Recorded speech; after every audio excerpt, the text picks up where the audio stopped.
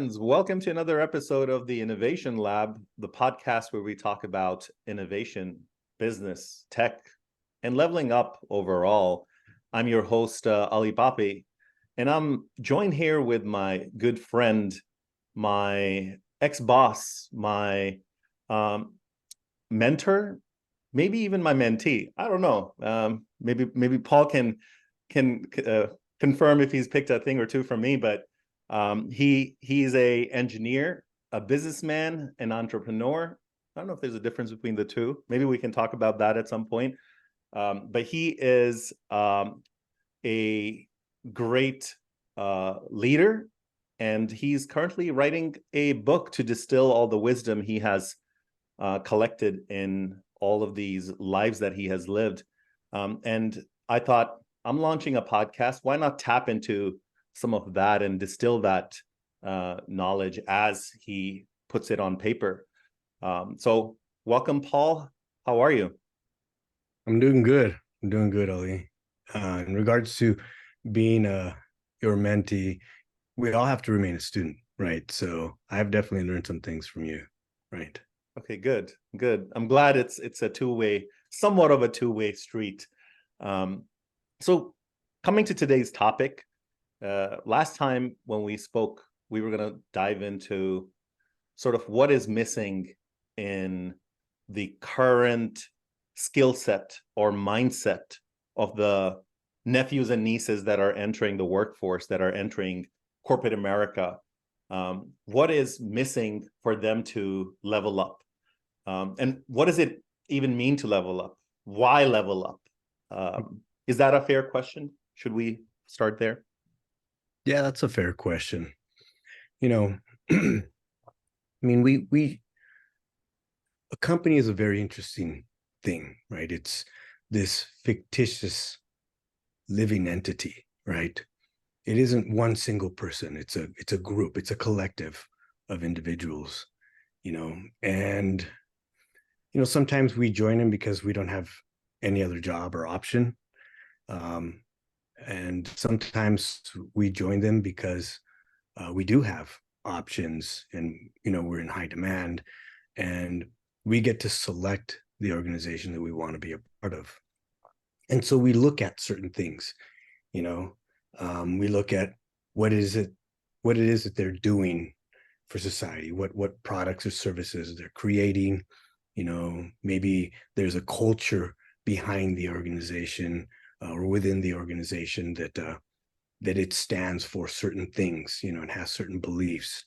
And then there's all the other stuff like the what is believed by external individuals or people. If you look at Apple, for example, there's all kinds of weird stuff that people believe, about Apple. And it's just another company, but it is doing some pretty amazing things, not just in the products that it creates, but also what it believes in, and then you've got other companies, like oil companies, you've got cigarette companies, you've got companies that kind of have a stain on their past, if you will, right? Because we've seen things happen in media, maybe they've done things to try to change, but maybe they're still misrepresented. Who knows? Yeah. Right. So I think that at the end of the day, we seek to join a company, because there is something in us that's driving us, whether it's a need, got to put food on the table, or if it's a different form of need, which is try to do better, try to be part of something bigger than ourselves.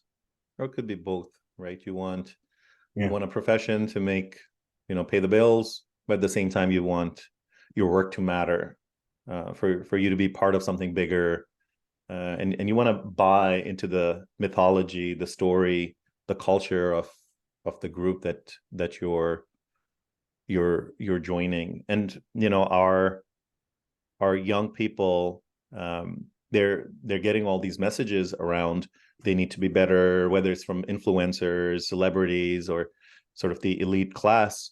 And there's all this pressure, but most of us the bitter truth is most of us are not gonna not gonna be the billionaires by definition, and just the way things are.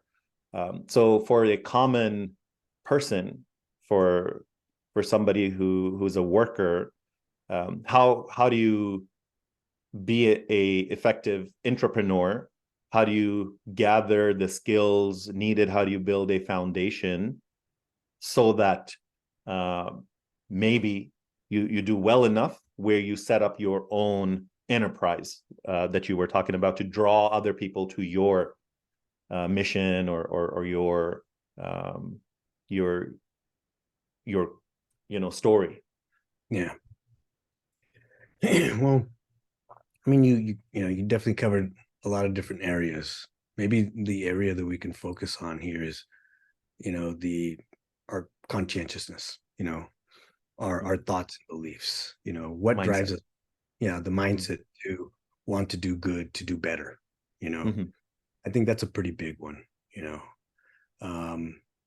because ultimately you want to bring that to the table, and believe it or not, when you bring that quality to the table in a company, people gravitate towards that. If they see you as someone who is an individual of high integrity, and is committed and driven, resilient, all because you're trying to help create a better future, through the products and services that this organization creates. And you're not willing to cut corners to do it, but you are willing to maybe reshape thinking, so that people can understand how to do their job better and how to do it more cooperatively or collaboratively. When you bring that in, it's a pretty powerful thing, and that kind of starts with this conscientiousness. Like, I'll give you an example. It beliefs drive us, right? And if you look at, I'm not, I don't want to get into religion or anything like that, but there is something that I believe in, right? I always make sure, and sometimes it's not been true, but I try to make sure that I believe in something that's bigger than myself, and let's call it the group collective conscience, right? The group collective conscience. That means that you've got a society or people, or maybe just a smaller group, but there's a collective conscience there. I talk about it in the book, where like today, slavery and incest it's not what we do. It's those are not good things. Sometime in the past, though, they were acceptable. Right? We did them. Today we don't, and in the future there will be things that today we consider acceptable, but in the future they won't be. And so what causes that change? What happens is this group collective conscience seems to be evolving. It changes, right? And there are either groups or individuals that drive that change, that bring us new possibilities. The world can be like this, and everyone else is over here. And let's call this group or individual an outlier, and they decide, hey, you know what, this is how the world can be. They provide their reasoning, all of that, and then sometimes it shifts, sometimes it doesn't, right? Sometimes you have positive outliers like Martin Luther King Jr., Mother Teresa. Sometimes you have negative outliers, right? Like Hitler, Mussolini, Stalin. And so, but at the end of the day, if we're talking about it from a company standpoint, or an organization standpoint, if you don't believe in what that company is doing, in that company's mission, if you yourself come in and you are, someone who doesn't really buy into the Kool-Aid, then you're not going to be very successful, So let me go a little bit deeper there with you. Do you think that idea of buying into the story mission of a collective. Do you think that is at odds with the American mindset to begin with, where we value individual liberty and value, you got to look at what you want. It's everything outside of that is commie. We're not geared to be a group social beings oftentimes in the United States. So do you think there's truth to that, what I'm saying? Absolutely not. I Okay. mean, the evidence is all there, right? We are hardwired to be social No, animals. sorry. So that's a wrong, I used the wrong word. As human beings, yes, we're wired to be social creatures. My point is that whole idea of buying into a group mentality and serving the need of mission of a company, um, isn't that at odds with what we learn in the United States, which is, Oh, be an individual, follow your path, like um even our kids, my daughter, she's watching Elsa, and it's let it go. uh Snow never bothered me anyway. I'm gonna chart my own course. I'm gonna go to the mountain myself. um is that a confusing message, or do you think that plays in the mindset of the young nephews and nieces? so are we supposed to be sheep or lions? Something of that mentality. Mm-hmm. Like, let's be realistic here, right? Um, if I were to let it go completely, then I'd be a complete anarchist, right? And maybe I just walk around naked. I don't live in houses. I burn things down. Like, if you completely let everything go and you break all social norms, in this social contract that we have, it's complete Yeah. anarchy. So no matter what, we all have to buy into things, right? Um, we go to the store, we purchase for things. We don't just walk in and rip them off. Maybe some people do, right? But then those people may go home and they're respectful to their mother, you know. No matter what, buying into concepts is inescapable if you expect to live within society. Now, if you want to live out in the mountains, on your own, you know, don't, and you can't build a house because, that came from, group mindsets, right? And you can't wipe your ass, right? Mm-hmm. So no matter what, it's inescapable. I think what you're talking about is if we select one thing in our lives and we say, I'm going to be an outlier for this thing, you know, and I'm not going to be a sheep here. I'm going to be a lion. I'm going to drive towards something different. That's that's exactly what our society drives at, right? Pick one thing or maybe a couple of things and drive at being different in those, because we do have to try to be different.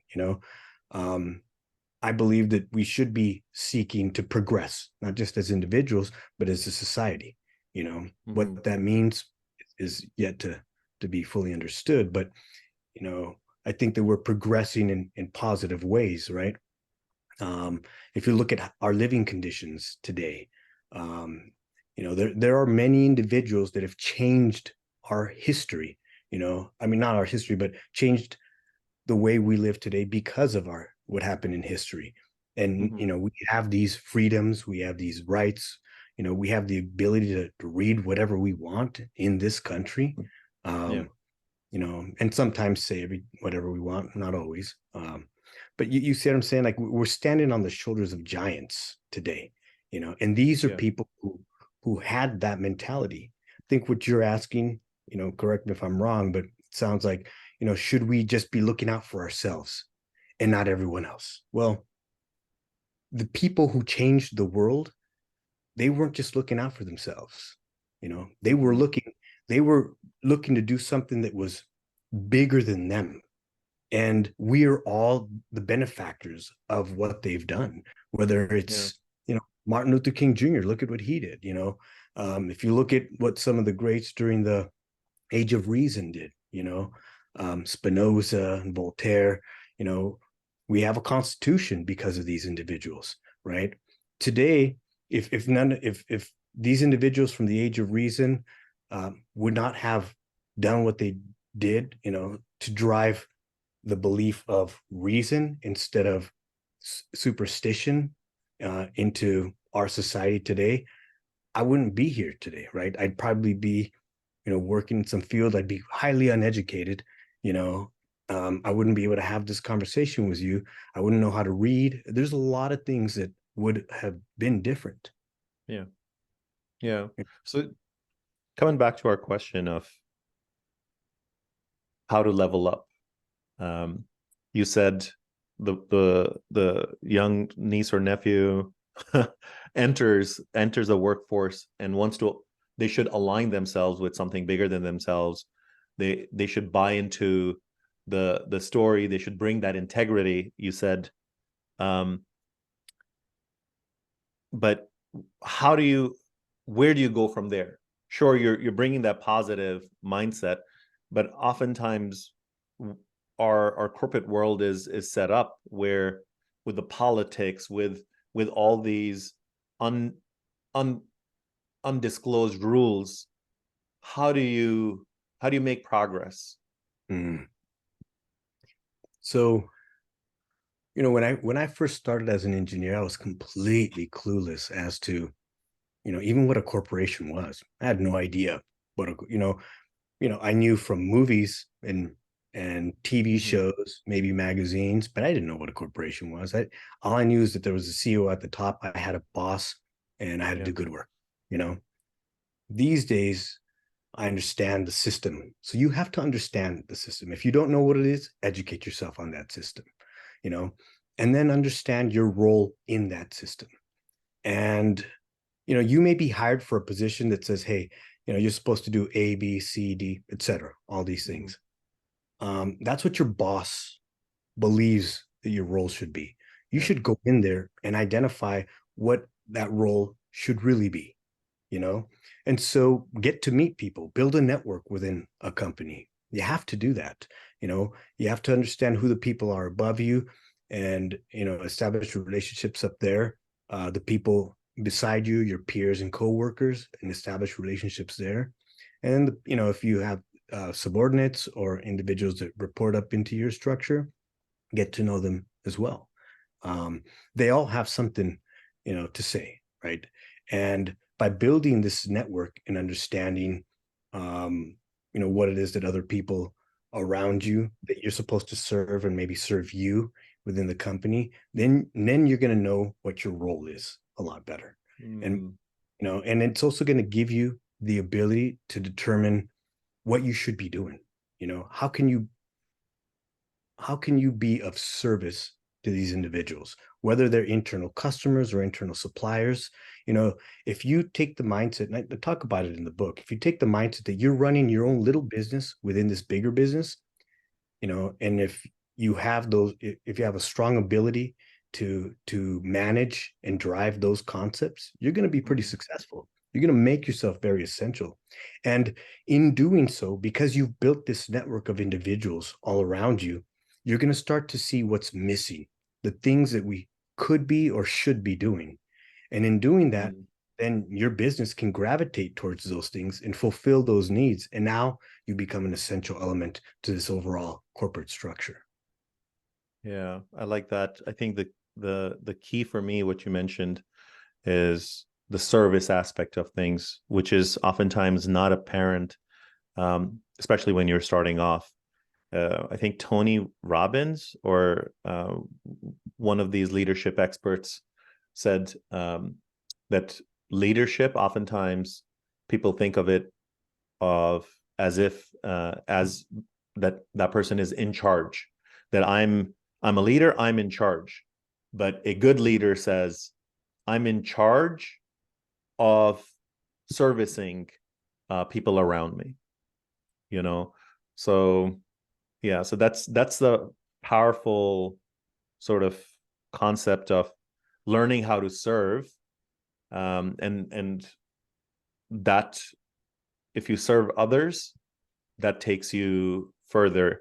But being able to serve, being able to understand the system, being able to make that progress requires some of these underlying skill sets, like having openness to ideas, to have this critical thinking around it, and having high EQ to understand how to play well with those around you, above you, below you, sideways. So those are some of the hard skills that are not apparent when you're going through primary and secondary education. They're not outwardly taught to you. You're supposed to pick it up along the way as you do your coursework, as you go through your classes. And some people are sort of wired that way. You're wired that way, that you picked it up. And That's not necessarily true, Ali. mhm. You know, I have a very big family, and and I have a lot of friends that are, and these are individuals that have been honest with me, because um I and I still get into this mode where, I can be a pretty selfish individual. I focus on my thing, or if there's something that I want, in the past, I would do whatever it took to get that, you know. And and whatever Ruthless. yeah, well, not ruthless, just Hmm. focused, driven, and unaware of my surroundings and the people around me. So you have to, Oh. you know I had to learn this awareness, and I'm still learning. you know um so it's, I don't think that we're necessarily born with it. Maybe some Mhm. people are. I definitely was not. I can tell you that. I've garnered that awareness over time. you know Hmm. you have So to in practice. that, yeah, so in that spectrum, you use the analogy of sheep versus lion. You said something along the lines of, you gotta know when to be sheep, when to be lion. So it's sort of in that spectrum of being sheep versus lion. You gotta know how what mode to go into, and do it in a conscientious way, where you're not stepping on, like you're not hurting other people for your goal. Ideally, you want to progress in a collaborative, cooperative way, where you're taking care of the people around you, um, which is a tough balance to have. That's a tough one. Yeah. I mean, believe me, it's, I in the book, I I spend a pretty decent amount of time talking about some of the things we can do. You know, um, Forming agreements with other groups is very important. Building relationships with other individuals in other groups is really important. Um, having healthy conversations. Driving from debate to discussion or dialogue is more important. Because if you get into a debate, with anyone, your wife, Mm-hmm. neighbor, and you win the debate, the other individual is going to feel like they lost, and at the end of Yeah. the day, you lost, whether you believe it or not. Yeah, you won the battle, but you will probably lose the war, that kind of thing, because you're messing up that relationship, you're saying. Exactly. Like, Hmm. now this may not always be possible. There may be individuals that are so tied to their beliefs that they are not willing to step out of their own perception and take a perspective view of the conversation. And this is Hmm. another thing. I spent a chapter on this: perception versus perspective. You know, it's really, really big. Hmm. Today, there's this, like, there's a huge movement around, my feelings, got to validate my feelings. And, feelings are real. We all feel, Yeah. right? You know, and it's important that we validate our own feelings. However, our our feelings are generated from our perceptions, how we perceive the world. There are these things that happen outside of us. It's called them, instigators or whatever it may be. Something happens. We perceive the world in a certain way, and it almost auto generates an emotion, a feeling. Now, what you do after, right? Your response to it. Your response to it, that's what matters, because your response may not be a valid one, right? Because it doesn't mean that your feelings were invalid. It's just that the way you perceived that specific incident or situation, you perceived it incorrectly. You perceived it because you just don't have, the understanding or the context or whatever. You may not have all the information, and so you perceive it in one way. Your emotions that are generated are in direct response to that perception. And then what's most important is what happens next, how, what you do after. And if you come out and you blow up, lash out, and that might be a problem. But if you step back and say, okay, maybe there's something else going on here, and you decide to table those emotions or figure out a way how to calm yourself down. Because in business, you're always going to hear things that are in direct conflict with things that you're trying to drive. And if you're constantly going to be, letting your emotions, getting triggered, you're not going to be of any help to yourself or others, so instead of relying on your perception of the world, why not step outside of yourself and take a perspective view? And I think that's what believing in something bigger than yourself really means, right? In other words, imagine yourself to be a leader in the organization. Even if you're not, imagine yourself to be one. What would the leader of this organization do in this context? Or if you're in a group setting with friends and someone says something that is in contrary to one of your core beliefs about religion or sex, gender, whatever, you can automatically react, or you can step back and say, I'm going to listen to what's happening here. I'm going to take a perspective. I'm going to be objective about this scenario. I'm not just going to react, like a child, because, that's really what it comes down to. Is there are different levels of maturity, in a corporation or organization that people in that organization have. And you can see it. The people who are of higher maturity, they're not reacting to everything that's happening. And the people who are of lower maturity, right?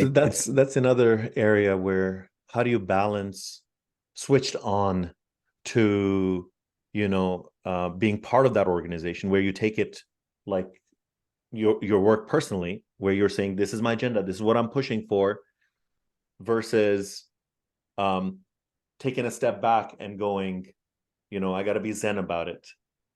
That's another area where the balance is hard. You know what I mean? Yeah, no, I know exactly what you mean. It's if there's something that, an idea or an invention or a new process that you're trying to drive, get out into the company, and and then you start to meet resistance, right? Yeah. Only in the movies, right, do people say, oh, I've got this great idea, everybody loves it, they all clap, and we build it. And there's a montage, there's a soundtrack in the background, everybody gets together, and it ends with a high five and cheers, and the product comes out. So the very nature of change, of new things, the very nature of it requires resistance. You have to have that resistance. You have to test that change, because once change takes place, there may not be any going back, right? If you look at what Hitler did, right? I think it would have been wise for, leaders to have tested that before, that actually took place in that society. So you have to, even yourself, you have to push against your, the very thing that you're driving at. And that's what, this whole book is really about, is to test whatever it is that you're thinking of driving, because once that change takes place, there may be no going back, It could be detrimental. And so you want that resistance, welcome that resistance, because true bringers of change, great positive outlier people who have changed the world, they already knew that there was going to be resistance and they wanted that. They expected it, you know? And so they're not going to react as if, oh my God, I can't believe that you're not believing in what I'm saying. They're not going to react like that. They're too mature for that already. They already understand. It's the individuals that never meant that, that have never, seen resistance to their ideas. All of a sudden they're in shock, right? Yeah. So if we've hit a lot of different themes. If we summarize, you're saying for somebody who's entering the workforce that is trying to make their mark, first they got to make sure they understand the system, they educate themselves. What is a corporation? What is the role of middle management, upper management, CEO, board of directors, investors? All of that, have a clear understanding of that. And there's a lot of media out there, and one needs to understand that you're joining that corporation to buy into the mission. Only if you really can convince yourself to buy into that mission, where you're going to believe in something greater than yourself, and hence get that drive and that push from within yourself, only then join. Third, have when you go in, have a approach where you're going to establish relationships upwards, downwards, sideways. After establishing those relationships, you're essentially trying to understand what is the expected deliverables versus what is the reality. What do you need to actually deliver to meet the mission of the organization, of the team, for yourself?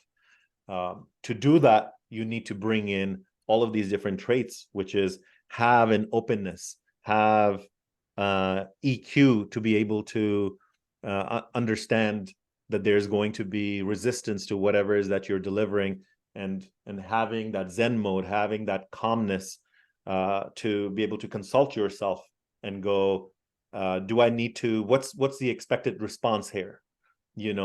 Consulting with yourself, thinking, like, having that leadership mentality, thinking what the next step should be, and being strategic and delivering that. Does that encompass sort of? Yeah, man, you've definitely been listening. So yeah, I think that's I do that sometimes. You got to talk to my wife. My wife thinks that I don't listen. Well, because she's challenging you, right? Yeah, So that's true. it's right to grow, and that's a good thing. No, you summarize it well, Ali. At the end of the day, I think that humanity and society are in this trajectory towards betterment. The evidence is there. It is clear. Now, are we going to continue on that trajectory? It's still unclear, right? And if you want to be part of that trajectory, you got to join forces with groups and individuals that are on that trajectory, and then you're going to pick a thing, hopefully, that you want to help spearhead and drive, and you yourself being an outlier, a rebel, where you're driving towards other change, where the status quo of something is just not okay, and you're going to try to make that change. But first, you have to understand the system. You have to be part of it to know how you can change it and improve it, right? Any company that you go into, if you come in outright a rebel, it's just going to spit you right back out. If you come in, and you buy into what it's about, and then you identify the things that you're just not buying into, really isolate them and say, these things need to change, and then you start driving change in those areas, then at that point, you're not only a benefactor, but you're also a beneficiary, and that's really how you can't go after everything, you can't be a lion at everything, you got to pick your thing. Pick your battle. That brings a question in my mind. right now we're talking about joining a enterprise, an organization, and working well with others, finding your way within it, and excelling. That leadership of that sort, is that at odds with starting something new? Like, do you think the minds and mindset and skills of the Elon Musks of the world and Steve Jobs of the world, did they approach it with this sort of mindset, or are they completely approaching things differently? Do they, in their mind, do they have a service mindset? Are they conscientious about, you know, do the same mindset and skill apply to that world? Well, these individuals, you know, Thomas Edison, Steve Jobs, like, all these, individuals that we see throughout history, like innovators, if you will. And it, Mm-hmm. not just in technology, right? Even, the Voltaires and Spinozas and Rousseaus, Yeah. the common theme that they had, and there are others, but one of the biggest ones is that they had a deep belief in something that was bigger than themselves, that they believed was going to change the world. You know, they they believed in that, and they could see how it would change it. They could see how the dominoes were going to fall. You know, I don't believe that they were just, they definitely were not going after just the money. It doesn't work that way, right? Mm. They wanted to drive this deep change because they believed that it could impact the world in a positive way, and Yeah. which made them amazing salespeople, right? I mean, you have to have that quality. You have to be able to sell your idea to investors, to peers, to the workers in the workforce that are going to be part of this huge movement that you're driving. You have to be able to explain it in different ways, that the money people want to hear, that the peers want to hear, and and the individuals who are going to support and do the actual physical work in the ways that they want to hear it. So these individuals, in order for them to be able to explain it in so many different ways from different facets and points of view, they had to understand what this was going to do, how it was going to impact, how those dominoes were going to fall, and that Yeah. only comes from having a deep belief and understanding of what it is that you're driving at. So they all had a higher sense of purpose, right? This thing, whatever they would do, it has deep purpose and meaning in their life. Mm-hmm. And they're using their storytelling skills to be able to influence upwards, downwards, sideways, um, and make magic happen. Yeah, absolutely. All right. Um, where do we take it from here, Paul? I don't know. I think we'll have to find out. I think the next step is maybe some of the details around, Mm-hmm. mentality. Like what would be most important, within an organization? How can, what are some of the things that you can actually do? How can Yeah. you start now? Yeah. I like that. Okay. Awesome. Well, nice having a conversation with you today. And I think it went really well. Mm-hmm. Thanks. Well, our viewers will decide that, but yeah. Yeah. All right. All right. Nice Okay. talking to you, Paul. Take care. All right.